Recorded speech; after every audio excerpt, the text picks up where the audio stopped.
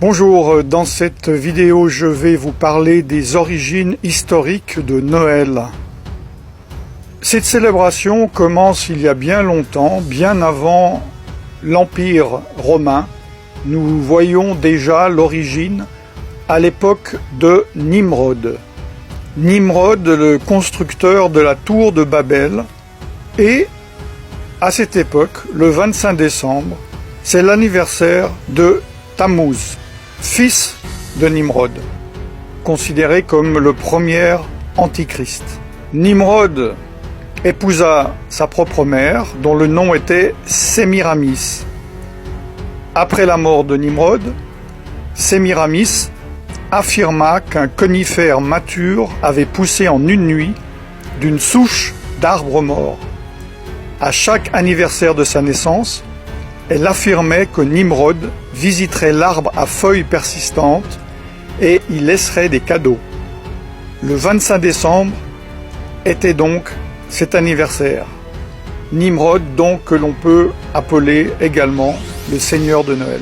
En Égypte également, c'est la célébration du culte du dieu soleil, Ré ou Ra, et d'Osiris, dieu de la fertilité. En Perse, c'est le culte du dieu soleil Mitra.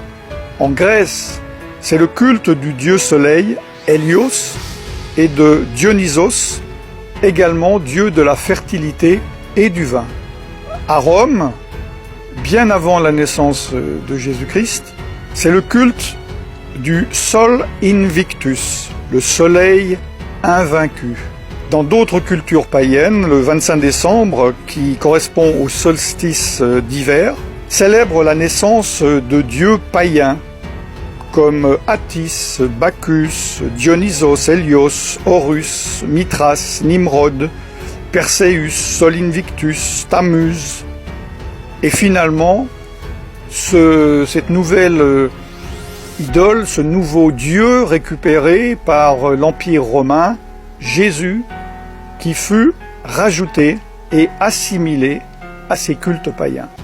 L'Empire romain, culture païenne par excellence, avec sa religion panthéiste, l'adoration de nombreux dieux, célébrait les Saturnales. Que sont les Saturnales? Voici ce que dit l'encyclopédie Britannica. Dans l'Empire romain, les Saturnales étaient une fête de divertissement et d'échange de cadeaux.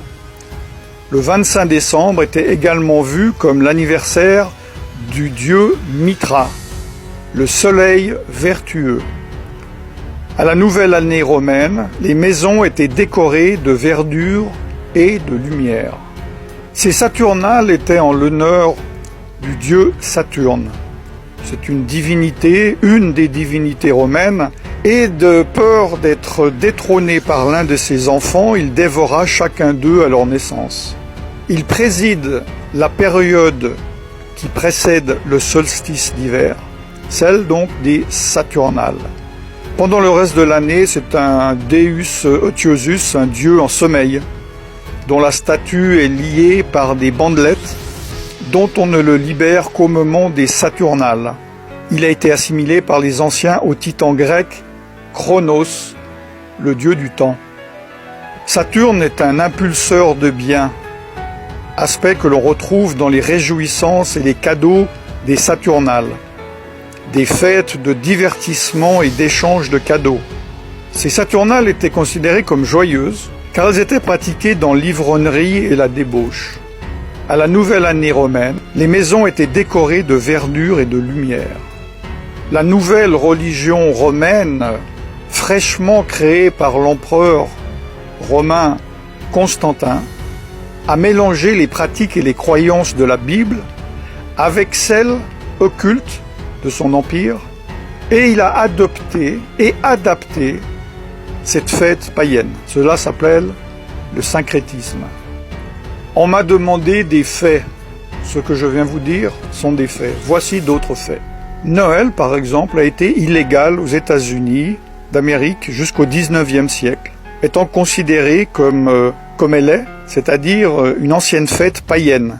Vous pouvez voir sur le panneau en anglais que je traduis « Avertissement public », l'observation de Noël ayant été jugé comme un sacrilège, l'échange de cadeaux, de célébrations, l'habillement fin et d'autres pratiques sataniques similaires sont interdites.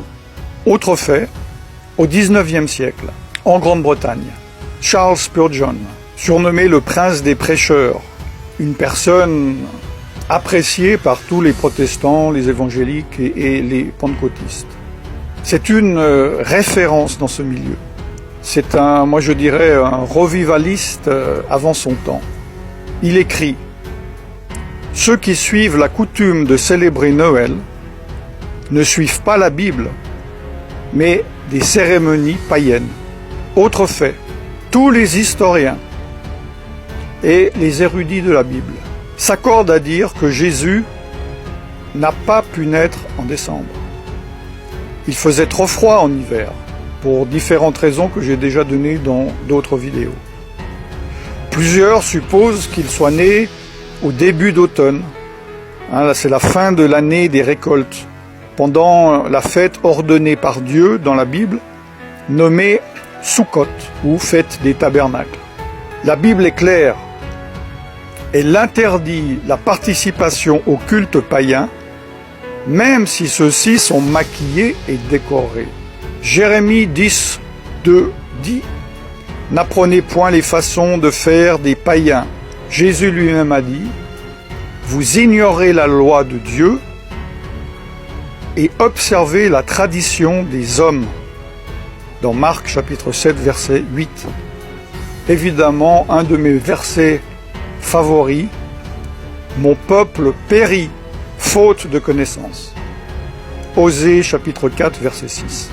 Concernant certains aspects de Noël, prenons les décorations de Noël. Les décorations de Noël sont-ils dénuées de toute signification? Lesquels de ces symboles, à votre avis, sont païens? En fait, ils le sont tous. Par exemple, le hou est utilisé dans les rituels païens pour la fertilité. La décoration d'arbres est une tradition païenne de Babylone, puis de Rome, de l'Empire romain.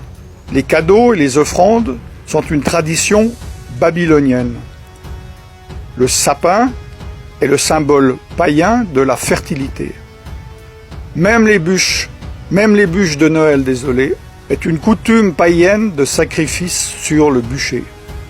Venons-en au Père Noël, tellement aimé des petits et des grands. Le Père Noël est-il libre de toute religion? Beaucoup de personnes croient que le nom de Saint Nicolas se réfère à l'évêque de Nicolas de Myre. J'en ai déjà parlé dans d'autres vidéos. Mais les historiens déclarent que ce personnage est une pure légende. D'ailleurs, dans les années 70-70, le Concile Vatican II a formellement déclaré qu'aucun évêque de l'Église catholique romaine du nom de Nicolas n'avait jamais existé. En anglais, la langue la plus utilisée du monde, le Père Noël est appelé Santa Claus. Santa, dans les jeux ésotériques, est l'anagramme de Satan. Selon l'encyclopédie, le nom de Santa était le surnom pour le Nimrod, dont je vous ai parlé en Asie mineure, qui avait les caractéristiques d'avoir une longue barbe, une reine, pas la femme d'un roi, mais l'animal, sans oublier qu'il est né, comme je vous l'ai dit, le 25 décembre. Le Père Noël est connu dans notre culture comme étant éternel. Comme un Dieu, il connaît toutes nos actions. Comme un Dieu, il juge nos bonnes ou nos mauvaises actions. Il est donc représenté, sans que les personnes ne se rendent compte, comme étant omniscient, omniprésent et omnipotent. Ces qualités n'appartiennent qu'à Dieu lui seul. Les enfants prient Santa afin qu'ils obtiennent des cadeaux, des faveurs, des bénédictions, au lieu de prier Dieu. Comme j'espère vous le savez, le Père Noël, sous sa forme actuelle, joviale, obèse, a été créé de toutes pièces dans les années 30 par la société Coca-Cola pour vendre ses bouteilles de boissons.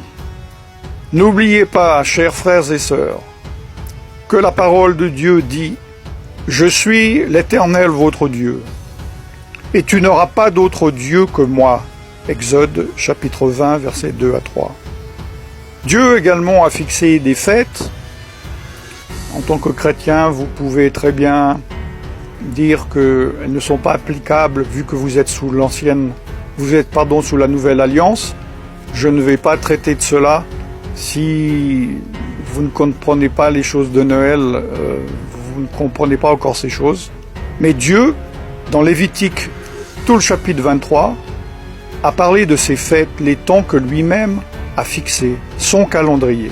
Le calendrier du Dieu dont vous dites être son enfant. Pourquoi vous rassemblez-vous dans le calendrier que Satan a fixé, au lieu de vous rassembler dans le calendrier que Dieu a fixé?